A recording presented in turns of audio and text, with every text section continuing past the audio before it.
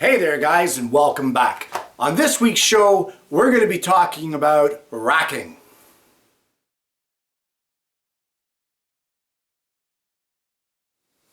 So what is racking anyway? In this particular instance, what we're talking about is using the front vise on your bench. And as a lot of you know, I made my new bench and of course have a front vise on it, and I love it, it's great. However, if you're clamping a piece of stock in one side of that vise, as you tighten it down, of course, the other side has a tendency to pull in more so than the side with the stock in it, and that is racking. And it can really bugger up the amount of clamping force that you get on your stock. And there's several ways that you can combat that, and of course the easiest way would be to put another piece of stock in the other side of the vise of the equivalent thickness, or a little fancier way is a rack stop device. And I have this one, and it's made by Vise, and go figure, eh? Like, everyone knows how much I love their stuff. And this is your funny commercial one and your fancy schmancy thing. And I got to thinking, these things don't come cheap, and what if you really can't afford one of these? I thought, what would be a good alternative to making your own? And that's what we're going to look at today.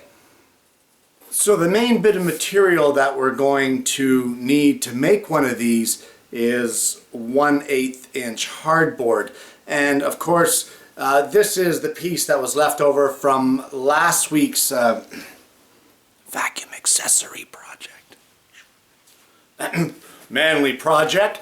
And we're going to utilize this to use up some scrap. And I've got some other pieces, and that's just fine. But what we're going to do for starters is we're going to rip this into a whole bunch of strips, being 1 1/4 of an inch wide.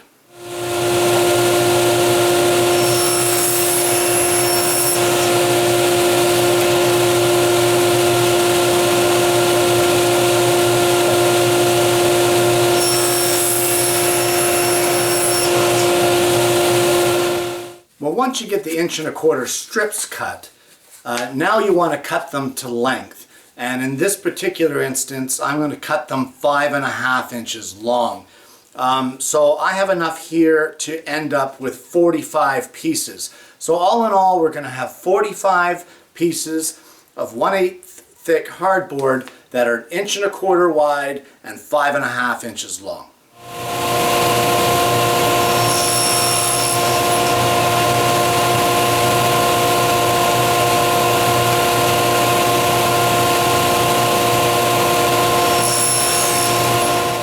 We have all of our pieces cut, and precision is kind of important here when you're cutting these. You really want them to line up nicely.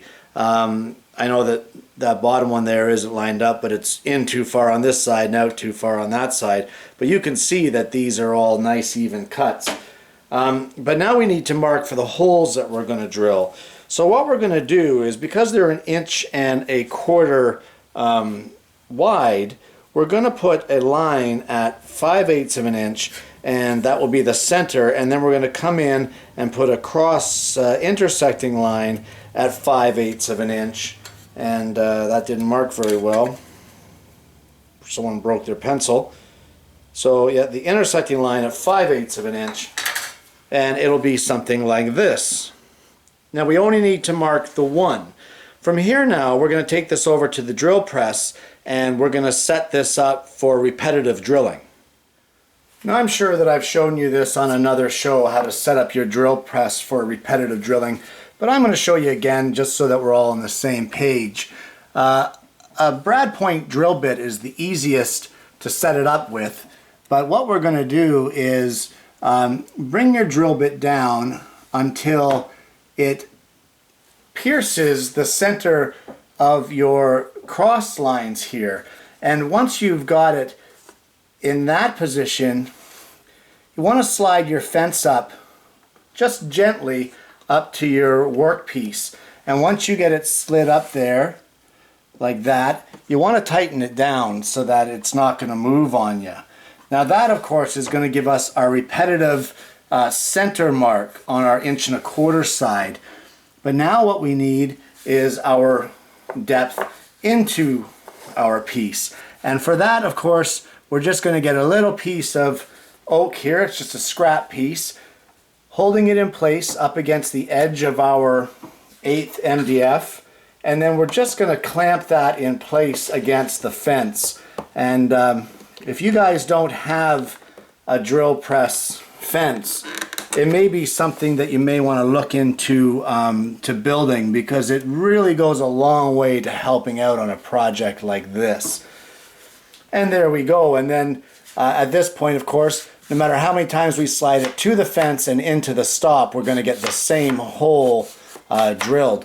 What we're going to do, though, in case we've been a little bit off, is just make sure you keep all your pieces in the same orientation as you're drilling them and stacking them, so that when we put them together, if they were actually a little off center, well, you're not going to notice it because they're all going to be in the same orientation. Well, now that we have our stops set up and we're ready to go, we're going to drill these in groups. You don't have to drill them individually, but just make sure that you get the whole group put in there, tight to the fence and tight to the stop.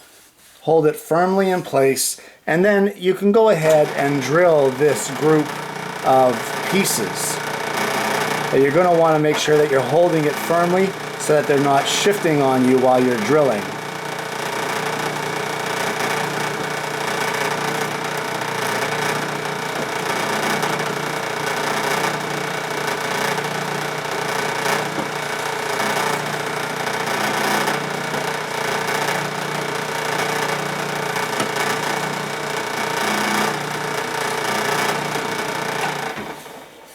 And now that there is the first group drilled, and like I said, you're going to keep the orientation the way it is. Don't change it, don't move it, and we're going to line these up over on the bench and then go ahead and drill our next group.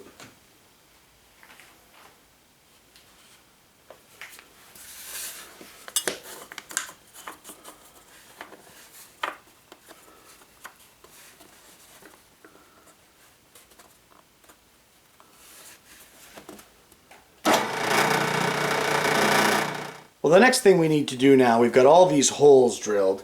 We're going to put that aside for now, and we've got our 10/24 threaded rod, but we're going to need a couple of nuts for it. And there's all kinds of ways that we could secure this. You could use lock washers, you could double nut it, the choice is yours. But for my liking, I want to try to keep the bulk down.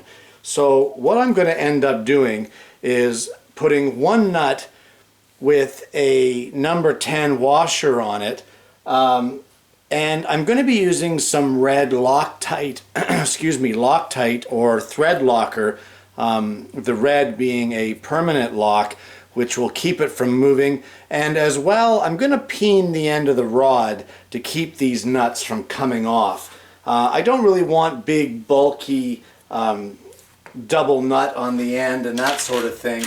So I'm just going to sort through here and find a couple of 10/24 nuts. And there we go, there will be my second one. And now we're going to go ahead and assemble this unit. Well, the first thing that I want to do is I want to put a little drop of the red Loctite on the end of these threads.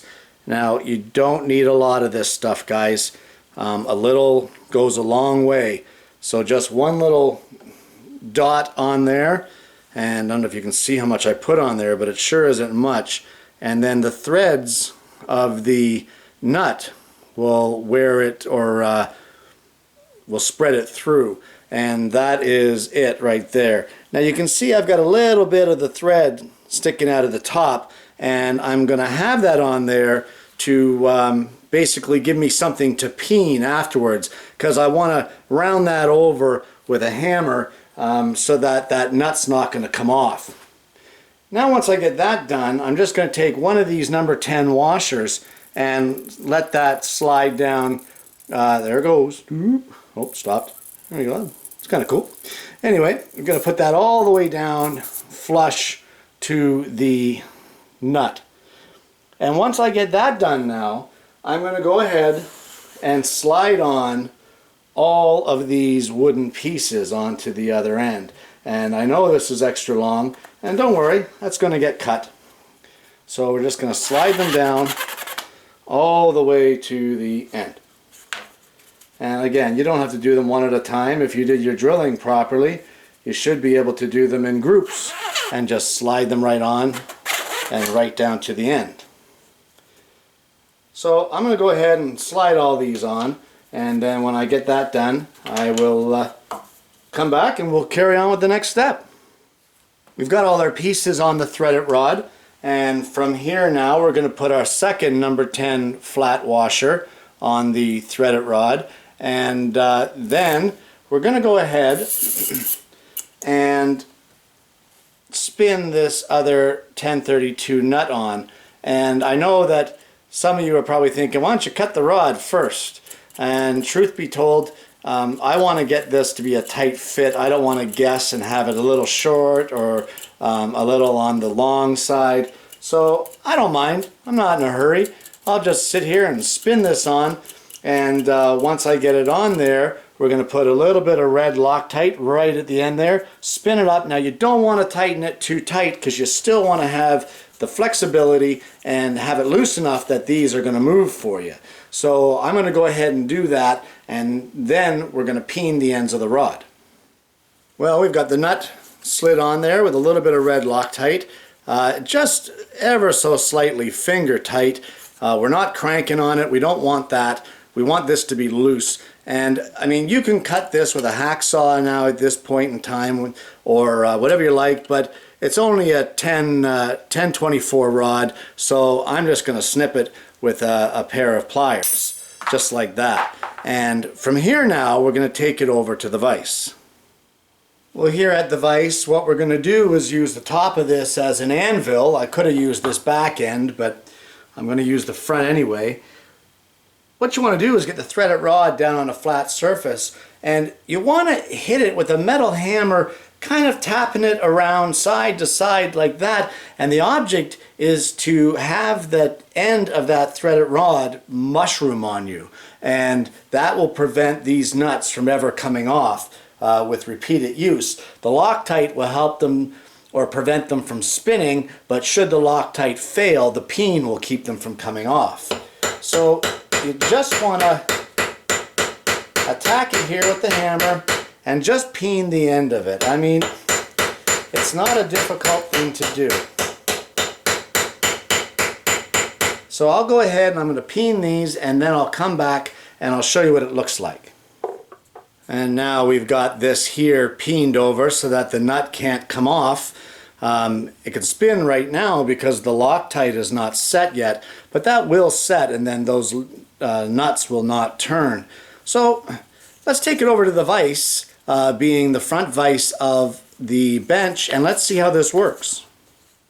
So here we have our anti-racking device, and basically you sit it on the edge of your bench just like this.